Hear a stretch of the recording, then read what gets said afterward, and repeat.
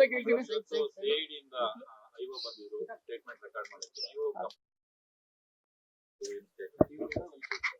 ನೋಡಿ, ಆದಂತ ಘಟನೆ ಬಗ್ಗೆ ಏನೇನಿತ್ತು ಅದನ್ನ ಅವರು ಯಾವ್ಯಾವ ರೀತಿ ಕೇಳಿದ್ರು ಆ ರೀತಿ ಆ ಘಟನೆ ಬಗ್ಗೆ ವಿವರಣೆಯನ್ನು ಕೊಟ್ಟಿದ್ರು. ಮೇಡಮ್, ಸಭಾಪತಿಗಳು ಈ ಪ್ರಕರಣವನ್ನು ಸುಖಾಂತ ಮಾಡೋದಕ್ಕೆ ಇಬ್ಬರನ್ನು ಕೂರಿಸಿ ಸಂಧಾನ ಮಾಡತಕ್ಕಂತ ಒಂದು ಪ್ರಯತ್ನಗಳನ್ನು ಕೊಟ್ಟರು. ಯಾಕೋ ಇಬ್ರು ಕೂಡ ಪ್ರತಿಷ್ಠೆ ಆಗ್ತಕ್ಕಂಥ, ಅದರಲ್ಲೂ ಕೂಡ ನೀವು ತುಂಬಾ ನಾನು ಇದ್ರ ಬಗ್ಗೆ ಈಗಲೇ ಮಾತನಾಡ್ಲಿಕ್ಕೆ ಬಯಸೋದಿಲ್ಲ. ಇದ್ರಲ್ಲಿ ಪ್ರತಿಷ್ಠೆ ಆಗ್ಲಿ ಅಥವಾ ಇದ್ರಲ್ಲಿ ರಾಜಕಾರಣ ಆಗ್ಲಿ ಅದನ್ನ ನಾನು ತರ್ಲಿಕ್ಕೆ ಬಯಸೋದಿಲ್ಲ.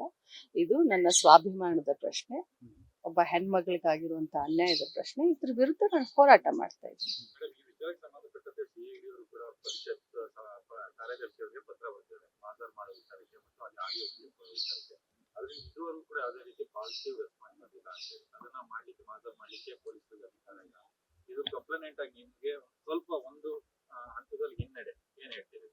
ನೋಡಿ, ಹಿನ್ನಡೆ ಮುನ್ನಡೆ ಇದ್ರ ಬಗ್ಗೆ ನಾನು ತಲೆ ಕೆಡಿಸ್ಕೊಳ್ಳುವಂಥವಳಲ್ಲ. ಕಾನೂನು ಚೌಕಟ್ಟಿನಲ್ಲಿ ಸಭಾಪತಿಗಳಿದ್ದಾರೆ, ಕಾನೂನಿದೆ. ಕಾನೂನು ಚೌಕಟ್ಟಿನಲ್ಲಿ ಏನೇನಾಗಬೇಕು ಇವ್ರು ಮಾಡ್ತಾರೆ, ಸಭಾಪತಿಗಳಿದ್ದಾರೆ, ಅವ್ರು ಏನೇನ್ ಮಾಡ್ಬೇಕು ಅವ್ರು ಮಾಡ್ತಾರೆ. ಬಟ್ ನನಗೆ ಅನ್ಯಾಯ ಆಗಿರೋದ್ರ ವಿರುದ್ಧ ತಾವೆಲ್ಲರೂ ಕೂಡ ನನ್ನ ಪರವಾಗಿ ನಿಂತ್ಕೊಳ್ರಿ ಅಂತ ಕೇಳಲಿಕ್ಕೆ ಬಯಸ್ತೇನೆ. ಒಂದ್ ಹೆಜ್ಜೆ ನಿಮ್ಗೆ ಹಿನ್ನಡೆ ಆಯ್ತು, ಒಂದ್ ಹೆಜ್ಜೆ ಮುನ್ನಡೆ ಆಯ್ತು. ಇದು ಮುನ್ನಡೆ ಹಿನ್ನಡೆ ಪ್ರಶ್ನೆ ಅಲ್ಲ.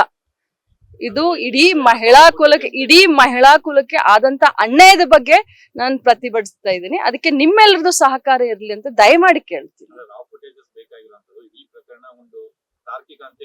ನಾನು ಈಗ ಇನ್ವೆಸ್ಟಿಗೇಷನ್ ಶುರು ಆಗಿದೆ.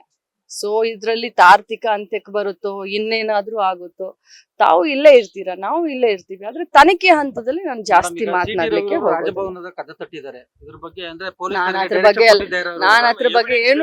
ನಾನು ಅದ್ರ ಬಗ್ಗೆ ಏನು ಮಾತನಾಡೋದಿಲ್ಲ. ಕಾನೂನು ಪ್ರಕಾರ ಕಾನೂನು ಚೌಕಟ್ಟಿನಲ್ಲಿ ತನಿಖೆ ಪ್ರಾರಂಭ ಆಗಿದೆ, ತನಿಖೆ ಆಗ್ತಾ ಇದೆ. ತನಿಖೆ ಆದ್ಮೇಲೆ ಸತ್ಯಾಸತ್ಯತೆ ಹೊರಗಡೆ ಬರುತ್ತೆ.